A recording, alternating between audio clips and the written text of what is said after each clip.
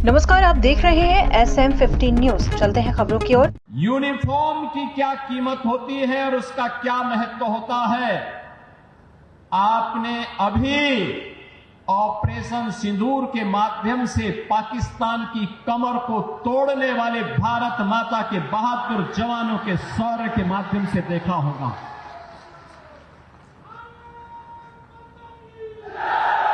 आपने देखा होगा कैसे प्रधानमंत्री मोदी जी के मार्गदर्शन में भारत के बहादुर जवानों ने पाकिस्तान को चारों खाने चित्त करते हुए उसको उसकी ही औकात में लाने का काम किया है।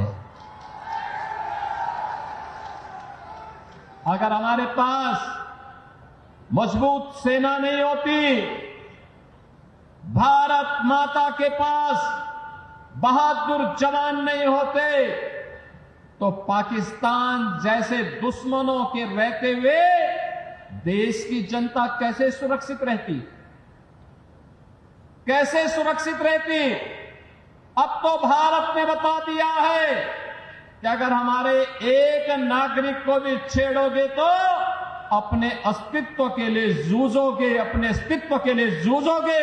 और आज पाकिस्तान दुनिया के अंदर गुहार लगा रहा है कि जान बख्श दो एक बार। बहनों और भाइयों, ये इसलिए क्योंकि पिछले 10 वर्ष में प्रधानमंत्री मोदी जी के नेतृत्व में सेना के आधुनिकीकरण को लेकर के, सेना के सुदृढ़ीकरण को लेकर के लगातार कार्य हुए हैं। और इसीलिए भारत की सेना दुश्मन के किसी भी प्रकार का मुकाबला करने के लिए सदैव तत्पर रहती है। अगर कभी दुश्मन ने कोई जरूरत की तो उसके घर में घुस करके, उसको मार करके उसका काम तमाम करने की पूरी क्षमता भारतीय सेना के पास है। याद करिए 2017 के पहले का उत्तर प्रदेश कोई सुरक्षित नहीं था। सायंकाल होते होते सड़कों पर कर्फ्यू जैसा दृश्य दिखाई देता था। उपद्रवी और उत्पाती सड़कों पर आकर तांडव करते थे। न बेटी सुरक्षित थी, न व्यापारी सुरक्षित था। हर तीसरे दिन एक दंगा होता था। पर्व और त्योहार के पहले ही लोगों के घर में, लोगों के मन में एक आशंका आ जाती थी, पता नहीं अब क्या होगा, अब क्या होगा। प्रदेश में विकास ठप हो गया था। एक तरफ उपद्रव और दूसरी तरफ अंधेरा। इन दोनों के बीच का समन्वय था समाजवादी पार्टी और पहले की 2017 की पहले की सरकारें। वे गुंडों के साथ मिलकर के प्रदेश में अराजकता फैलाते थे, कानून के लिए संकट खड़ा करते थे, बेटी और व्यापारी की सुरक्षा के साथ उनके सुरक्षा के साथ खिलवाड़ करते थे, सज्जनों को प्रताड़ित करते थे, दुर्जनों का महिमा मंडन करते थे। यही पिछली सरकारों का कार्य था। और जब विकास एजेंडे में नहीं होता है तो फिर सरकार कुछ कर नहीं सकती। याद करिए, कासगंज जनपद का निर्माण 2008 में हुआ था। 2008 में बहुजन समाज पार्टी की सरकार थी। उसके बाद 5 वर्ष समाजवादी पार्टी की सरकार रही। बहनों और भाइयों, पुलिस लाइन, जो पुलिस की व्यवस्था की बुनियादी आवश्यकता होती है, इसके लिए न जमीन दी गई, न पैसा दिया गया। और केवल कासगंज नहीं, उत्तर प्रदेश के लगभग 12 जनपद ऐसे थे जिनमें जिला मुख्यालय नहीं थे, पुलिस लाइन नहीं थी, डीएम और एसपी भी किसी ब्लॉक में बैठने के लिए मजबूर होते थे। बुनियादी सुविधाओं के अभाव में कैसे 25 करोड़ जनता की कोई सुरक्षा करता। लेकिन आज उत्तर प्रदेश पुलिस देश के अंदर एक मॉडल के रूप में देखी जा रही है, एक मॉडल के रूप में आधुनिक सुविधाओं से युक्त, हर प्रकार के संसाधनों से युक्त। और माफिया का तो काल ही बन गई है पुलिस।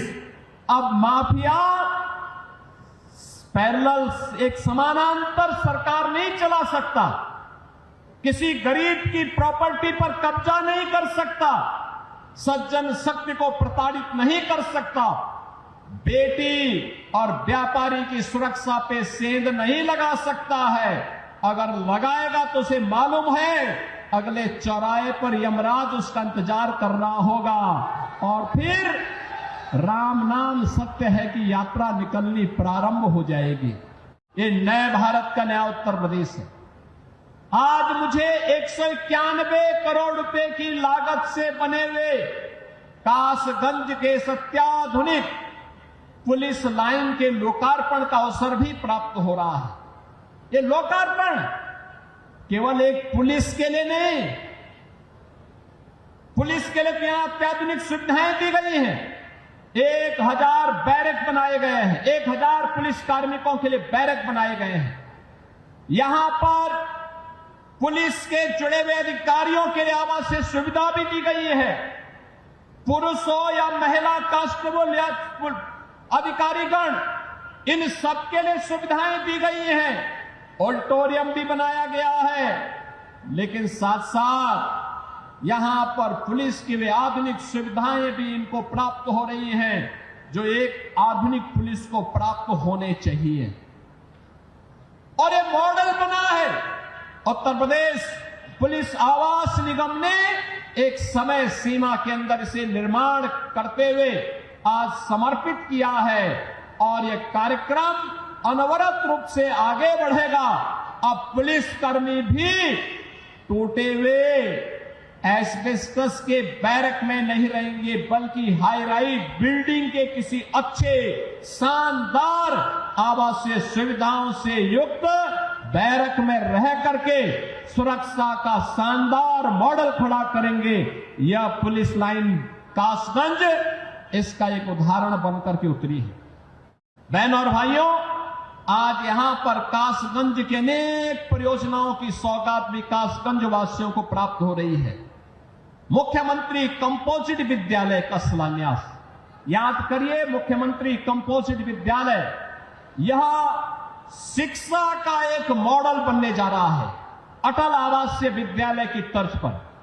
अटल आवासीय विद्यालय 6ठी क्लास से 12वीं तक है, लेकिन मुख्यमंत्री कंपोजिट विद्यालय, बहनों और भाइयों, यह प्री प्राइमरी से लेकर के 12वीं तक होगा और हमारा प्रयास होगा पहले चरण में जनपद स्तर पर, दूसरे चरण पे तहसील स्तर पर, तीसरे चरण में ब्लॉक स्तर पर, चौथे चरण में न्याय पंचायत स्तर पर विद्यालयों की एक श्रृंखला खड़ी होगी और उत्तर प्रदेश के गरीब का बच्चा भी आधुनिक शिक्षा से युक्त होकर के देश के विकास में अपना योगदान देगा।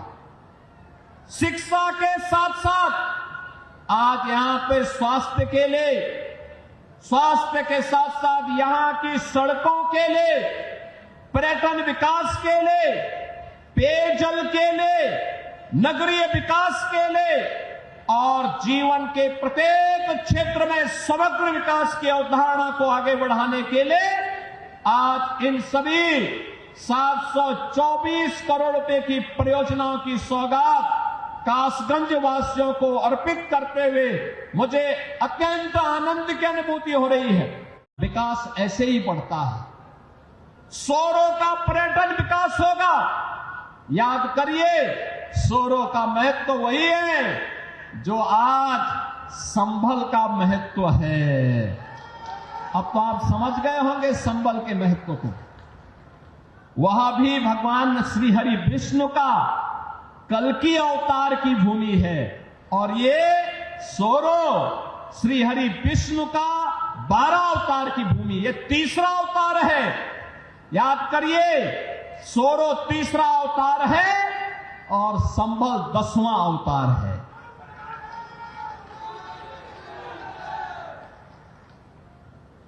श्री हरि विष्णु का ही अवतार भगवान श्री कृष्ण भी हुए और श्री हरि विष्णु का ही अवतार मर्यादा पुरुषोत्तम भगवान श्री राम भी हुए।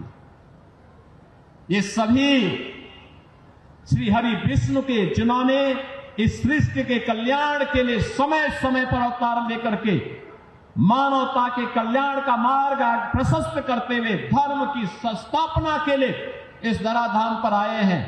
पर्यटन विकास के माध्यम से, जैसे आज अयोध्या का विकास हुआ है, जैसे आज मथुरा वृंदावन के समग्र विकास की एक बड़ी कार्य योजना को लेकर के हम आगे बढ़े हैं, ऐसे ही सोरो के विकास के कार्यक्रम को लेकर के भी हम आगे बढ़ेंगे।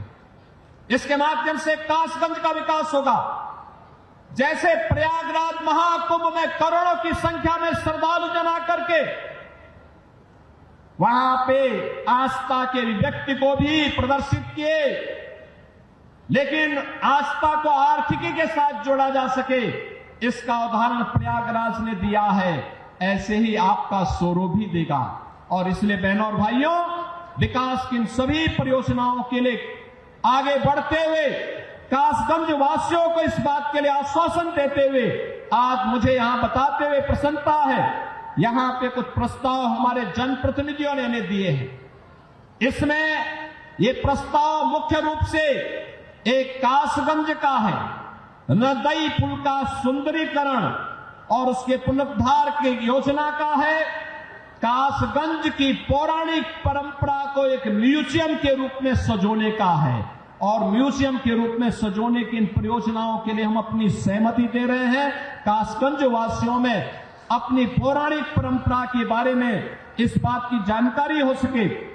नगर पंचायत सोहावर ये अमापुर का है, यहां पर बाईपास के निर्माण का कार्य होगा और साथ साथ दरियागंज में झील के सुंदरीकरण के प्रस्ताव को भी हम आमंत्रित कर रहे हैं। ये सभी प्रस्ताव आते हैं तो कासगंज जनपद को समग्र विकास की दिशा में आगे बढ़ाने में मदद मिलेगी।